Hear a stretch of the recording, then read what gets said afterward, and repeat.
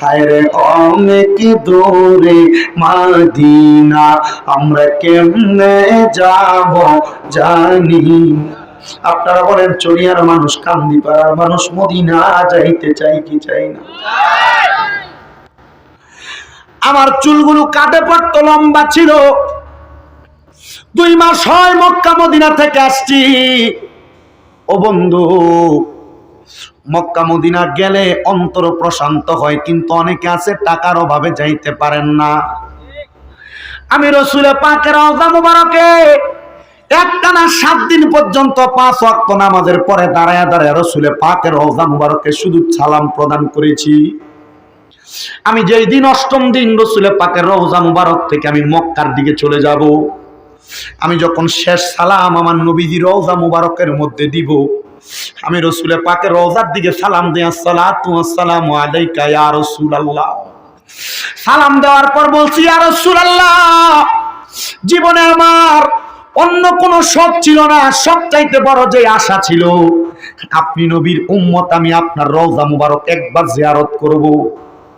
নবীজি, আমার শখ পূরণ হয়ে গেছে ইয়া রাসূলুল্লাহ, আরেকটা শখ আমার এখন পয়দা হয়েছে অন্তরে। নবীজি, অন্য কোনো শখ না, আপনার রওজা মুবারক যেহেতু দেখেছি, কত মানুষ দেখেছি মদিনা শরীফের সবুজ গম্বুজ দেখে দেখে দাঁড়ায় দাঁড়ায় কান্দে। আপনাদের এই রায়গঞ্জ বলে মনে হয়, এই রায়গঞ্জ থানার কোন মাদ্রাসার মুহতামিম জানি আপনাদের মতোই এমন একটা 5 কল্লি টুপি লাগায় দেখলাম রওজা মুবারকের দিকে তাকায় তাকায় কাঁদতেছে।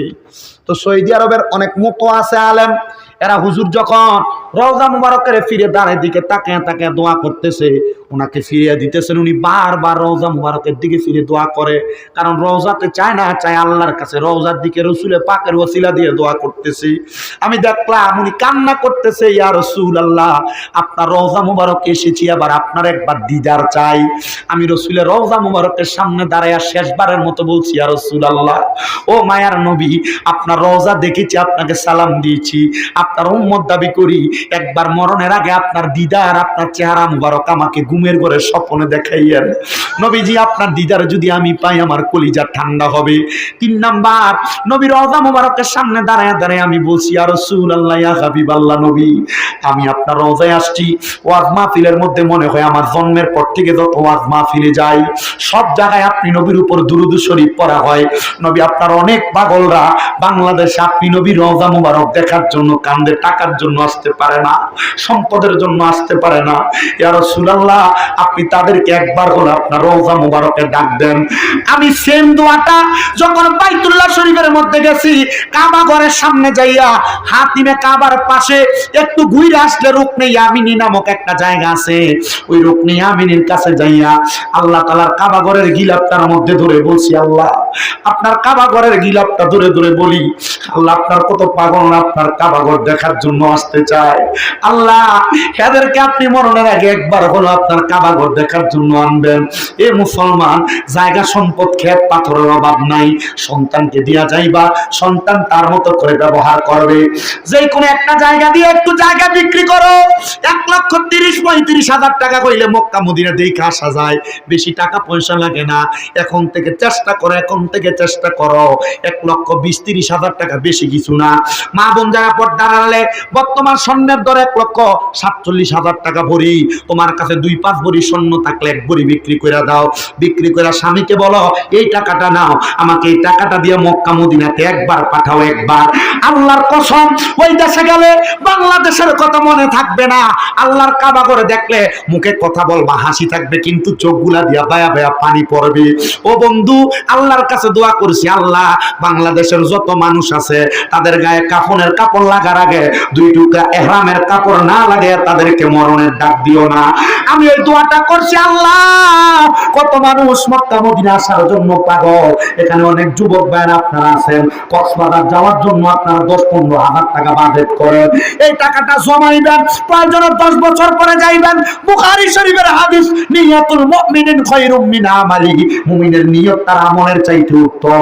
নিয়ত করবেন, আল্লাহ, মক্কা মদিনা যাব, মাসে 5-6-10 হাজার টাকা যদি বেতন পান, 500 টাকা করে আলাদা রাখবেন, এই টাকাটা জমায়া নিয়ত করবেন, মরণ মরার আগে একবার মক্কা মদিনা যাবেন।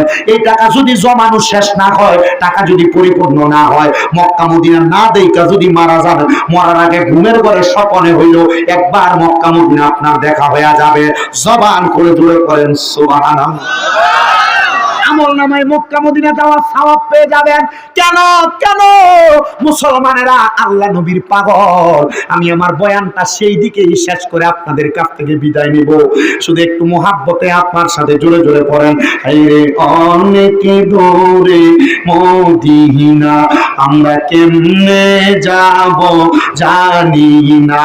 বলেন অনেক নাই, আমরা কেমনে যাব জানি না। দয়াল আল্লাহ দয়া করেন, দয়া রেনে নসিবি করেন মদিনা। লা ইলাহা ইল্লাল্লাহ, লা ইলাহা লা ইলাহা ইল্লাল্লাহু মুহাম্মাদুর রাসূলুল্লাহ সাল্লাল্লাহু আলাইহি ওয়াসাল্লাম। জবান খুলে জোরে জোরে পড়ি আলহামদুলিল্লাহ।